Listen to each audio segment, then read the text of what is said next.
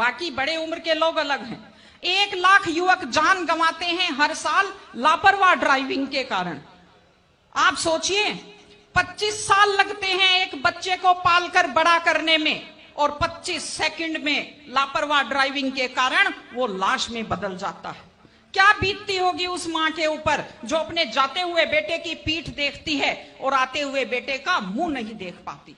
आप लोग क्या सोचते हैं, अगर आप अपनी पावर दिखाना चाहते हैं तो मिल्खा सिंह की तरह तेज दौड़िए, या कि आप नीरज चोपड़ा की तरह, देवेंद्र झाझड़िया की तरह आप तेज भाला फेंकिए मोटरसाइकिल का कान मरोड़ने में, या तेज गति से कार भगाने में कोई बहादुरी नहीं होती। अगर आप सोचते हैं कि आप बड़े हैंडसम और डैशिंग दिखते हैं तेज गाड़ी भगाते हुए, आप डैशिंग हैंडसम नहीं दिखते, आप लापरवाह दिखते हैं, आप बेपरवाह दिखते हैं, आप बेवकूफ दिखते हैं।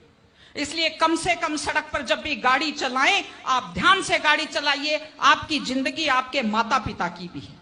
एक छोटी सी चीज और कहना चाहती हूं, हमारे बुजुर्ग हमें जब पालते हैं, जो लोग खेती से बच्चों को पढ़ाते हैं, जो लोग छोटी आमदनी में बच्चों को पढ़ाते हैं, उनकी पूरी उम्र खप जाती है अपने बच्चों की जिंदगी बनाने में।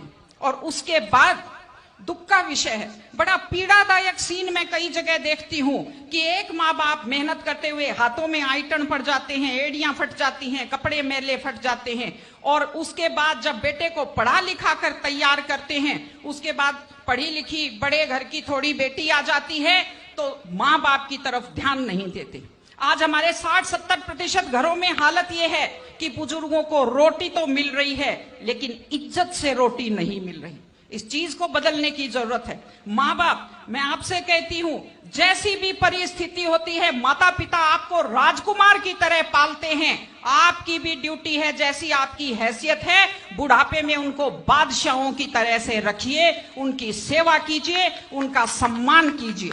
इस तरह से माता पिता की सेवा कीजिए। वो अपनी जिंदगी आपके लिए कुर्बान कर देते हैं। और माताएं बहनें बैठी हैं, एक छोटी सी लास्ट बात जो मैं कह रही हूं, बेटियों को समझदार बनाइए, बेटियों को बेटा मत बनाइए, क्योंकि बेटे तो लापरवाह होते हैं।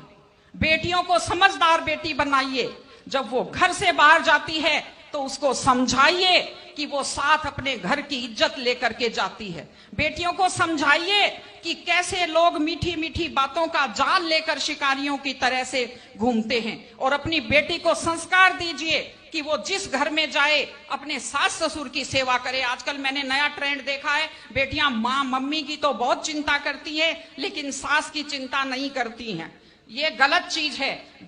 औरत घर की धुरी होती है। अगर वृद्ध लोगों की चिंता नहीं करेंगे तो हमारे वृद्ध लोगों को सुरक्षा कैसे मिलेगी, उन्हें सम्मान कैसे मिलेगा, इनकी जिंदगी खुश कैसे होगी।